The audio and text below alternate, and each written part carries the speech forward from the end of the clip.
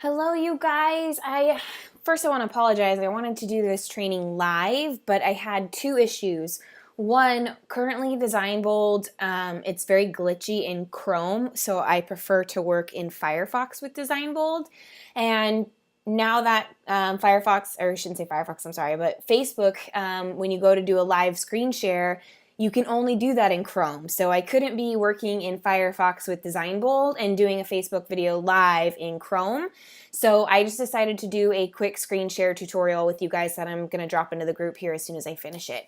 But basically, this is just a really quick intro to DesignBold so you guys can get an idea of what it looks like, what it feels like. I know the AppSumo deal already passed yesterday, but I wouldn't be surprised if they drop it again either for Cyber Monday or again here quickly in the future. So I wanted to get this out there for you guys in case you were really interested in it, and for those of you who have already bought DesignBold and are ready to learn it.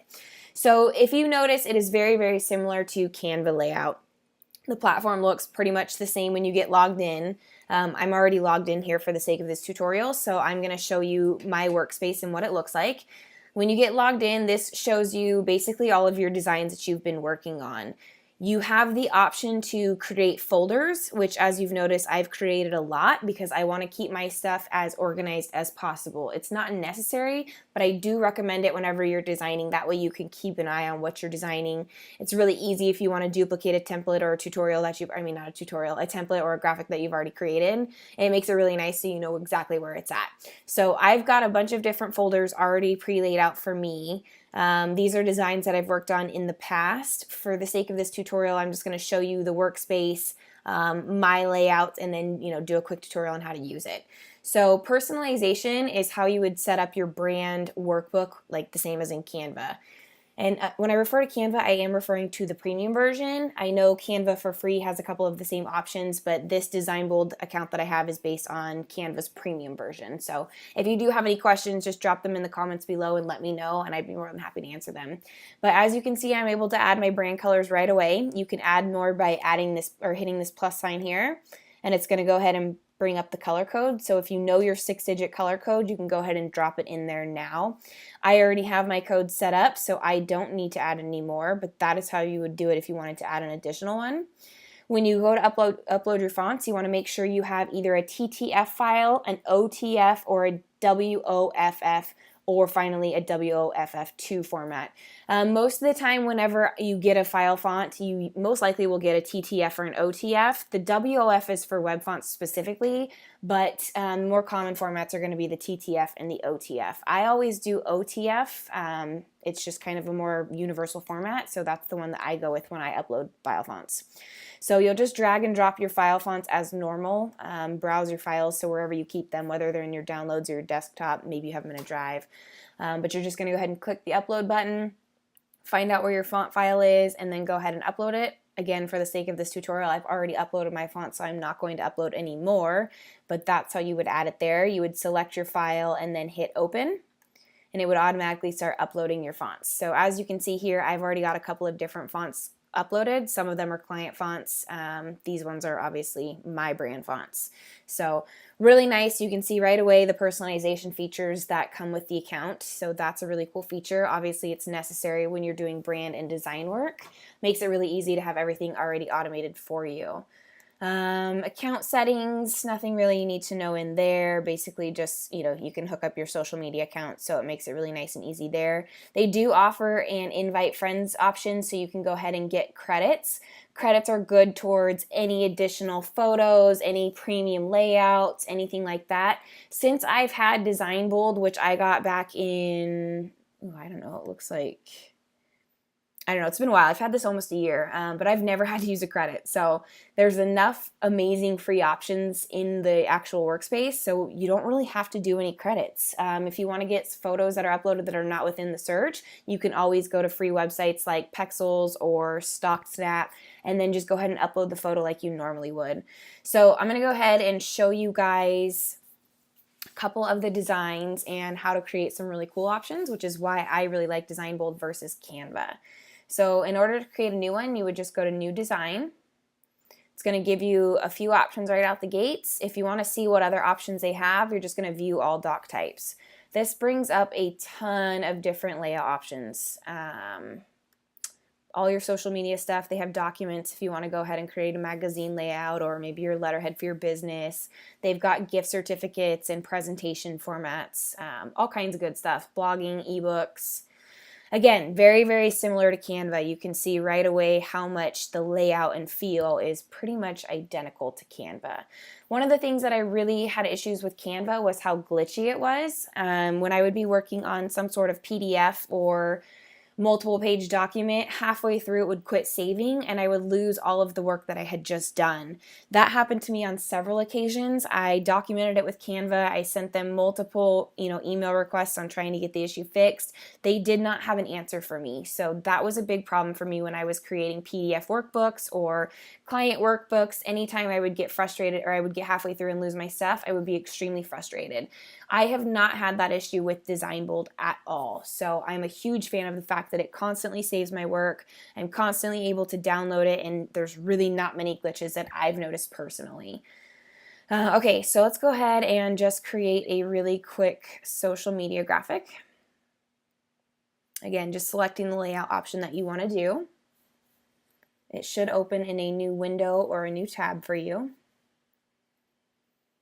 And right away, you're going to see all of the different template options they have. What's really nice is these are really, pretty different from your Canva layouts, which you see pretty much everywhere. Again, Canva has some really great options, but they tend to be overplayed and overused throughout the area or throughout Facebook and social media. Just because that's the only design platform people are using these days. So again, you're going to see the same templates used over and over again. DesignBold really breaks that up by bringing in new layouts for you. Again, you can always go custom and do a bunch of custom designs, but for those of you who are not design savvy, the templates are a really good option to work with. So I'm just going to kind of shuffle through here real quick, pick out a really cool one. Actually, no, I'm going to do mine from scratch, but you can go ahead and see all the different layout options. If you wanted to use one of these templates, all you would do is select it, and it's going to go ahead and bring your template up, and then you would customize it just like you would with Canva. Select your font, go ahead and type in what you want. You can select your different options here. If you've already uploaded your fonts, they should show up here. If they're not right above the top, you can go over to My Fonts, and that's going to bring up all the ones you've uploaded or allow you to upload a new font directly right here. That's a really cool feature that I don't believe Canva has at this point in time. You have to go through the workspace to do it in Canva. It's really cool that you can do it directly within the design you're working on within DesignBold. Okay, I'm going to go ahead and start from scratch. So I'm just going to select all of this and I'm going to delete it all. Okay, back to a blank canvas. All right, so to go ahead and do something from scratch, again, you see the really similar layout and vibe to Canva. You've got the different grid options, so I can go ahead and create something from scratch. Plenty of free photos, really great photos. Again, if you want to upload your own, though, you do have that option, but there's a lot of cool stock photos available. There is a premium option, so go ahead and check that out if you want to get into more of the paid and premium elements. Again, more stock photos. I believe there's some different graphics and vectors in there if you shuffle through, but the basics. You also have a ton of shape options, which is really helpful. Again, super similar to Canva. And then lines and frames, again, all of it very similar to the way Canva is, which I really like, just less glitchy. So for the sake of this tutorial, let's go ahead and drop a grid in. And that takes up my whole background for me. You do have the option if you want to just do a colored background by selecting the background over here. And then again, picking a solid color or pattern that is available to you within the options here. For this tutorial, I'm going to do my brand patterns, which you should not be surprised by now. So there is my background option. I'm going to go over to my uploads. Again, you can see here the ability to create folders to go ahead and organize all of your assets. Makes it really super helpful when you know exactly where you need to find things. So obviously for this, I need backgrounds. It's going to take me to my preloaded brand backgrounds. I'm going to go ahead, select it. And then to get it into the actual fill of the graphic there, the layout, you're just going to click on it and then kind of drag it a little bit. Again, super similar to Canva, identical to Canva. Now I have my background. Next, I want to go back up to search and I want to grab some shapes. I know I'm looking for a square, so I'm just going to go ahead and type that in. Bring in what I want. Resizing, just like Canva, grabbing the corner, getting it to the size that I want. And now I've got a really cool border and plenty of white space to work with.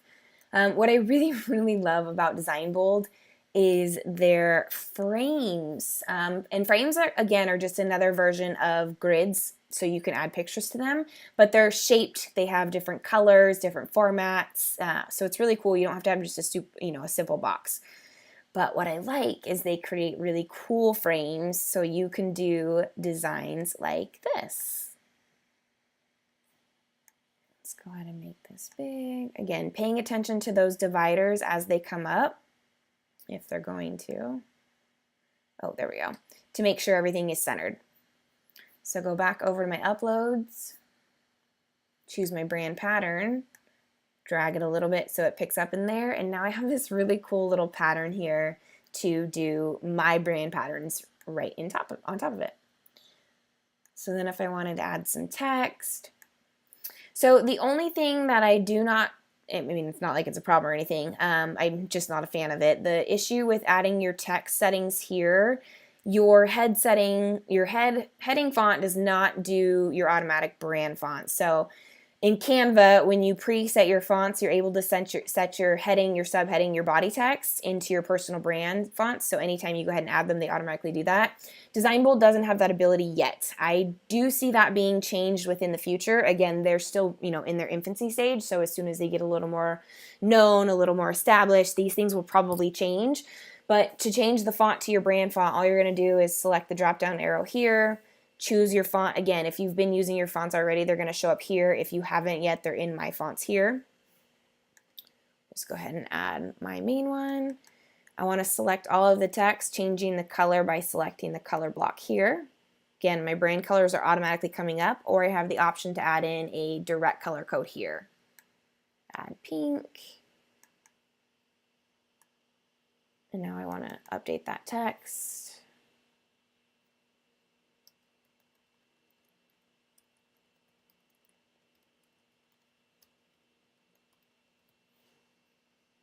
Resizing text box by grabbing the side arrow there.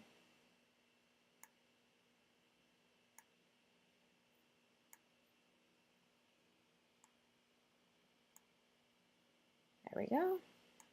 And moving again, paying attention to those dividers to make sure everything's centered. So that's basically how to use DesignBold in a nutshell. Again, so similar to Canva. It's super amazing, but it's really nice because the features aren't so glitchy. It's got a lot of different design layout options.